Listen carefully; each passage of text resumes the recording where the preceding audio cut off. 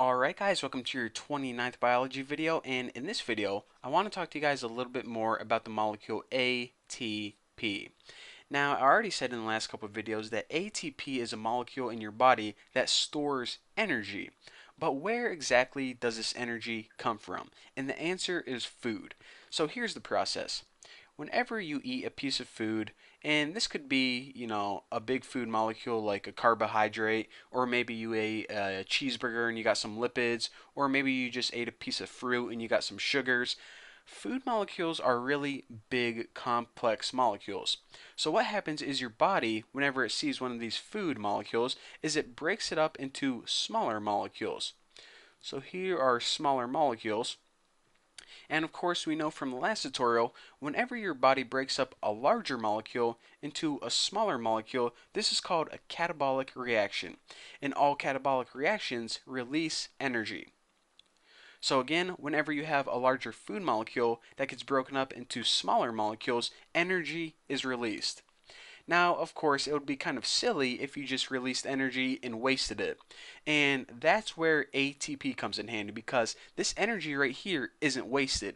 It's actually stored in a molecule called ATP. And we'll talk more about this specific molecule right now. But first, let me go ahead and answer the question, why the heck would your body or your cells want to store energy in a molecule called ATP?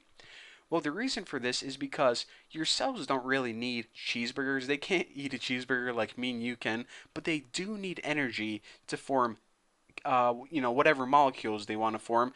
There's a variety of different molecules that your cell needs, but the important thing is they do this through anabolic reactions. Now, anabolic reactions, of course, require energy, and what happens in an anabolic reaction is two or more smaller molecules, like A and B, need to bond together. Now, whenever smaller molecules bond together, of course, this consumes energy. So basically what happens is ATP is a molecule that stores energy, and the energy comes from food breaking up into smaller molecules. Now, whenever this energy is stored and the cell's like, hey, I'm actually doing something right now and I'm going to need some energy, the ATP is like, oh, okay, dude, I got some energy stored right here. Here you go. So then the cell's like, all right, thank you. Now I can bond my crap together. Thank you, ATP. Simple enough. Now, let's go ahead and talk a little bit more about ATP. Now, ATP stands for adenosine triphosphate. So pretty much it has, let me just go ahead and write this. So the adenosine would be something like this. And triphosphate, of course, means three phosphates.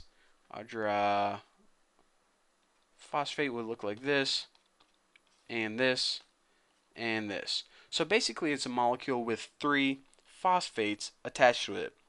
So what happens is whenever your cells need energy from this molecule, remember this is the molecule that stores energy, what happens is it needs to break up some way because energy is only released whenever larger molecules like this gets broken up into smaller molecules. So what happens is this molecule right here, and what arrow should I draw? It becomes adenosine diphosphate, which is pretty much your A right here. But instead of three phosphates, you only have two now. So P, and then another P gets released. So this molecule is broken up. And remember, whenever a larger molecule breaks up into a smaller one, energy gets released. So I'll put energy released. Now, when the energy is released, your cell can use that to, bond together whatever other molecules, maybe it has a random molecule down here, A, that it wants to bond with this one, B, so it uses the energy from this to bond those two together. So again, what happens in this process is ATP, which is triphosphate or three phosphates, it becomes ADP, which is di, which is two phosphates. Simple enough? So remember that you start with ATP, which is pretty much a molecule that stores energy for your cell. Now the first step that it goes through is whenever another cell requires energy for whatever function it does, it needs to go ahead and lose a phosphate. So just put lose P, P stands for phosphate, and whenever this happens, energy gets released. Now the energy can be used to, do a bunch of different functions in your cells, but for right now, let's just go ahead and concentrate on this cycle right here. So whenever energy is released, this ATP is no longer ATP because T stands for tri, and it no longer has that third phosphate, so it now becomes ADP. However, your body can't really use ADP for energy, it needs ATP. So what happens is this ADP, which is two phosphates, it needs another phosphate. So what happens is it heads over to the mitochondria because remember, the mitochondria is the place where it's pretty much the power plant of your cell. It makes energy, and we call it this because what happens in the mitochondria is ADP gets another phosphate. So this is going on in the mitochondria,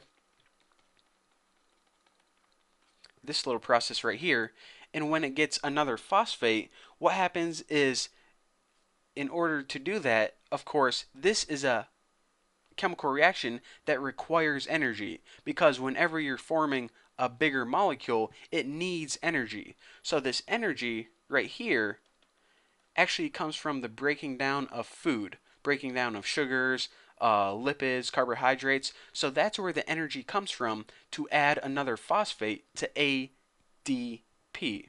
So once another phosphate is added, then it can go ahead and become ATP. So one more time, let me explain to you guys what happens.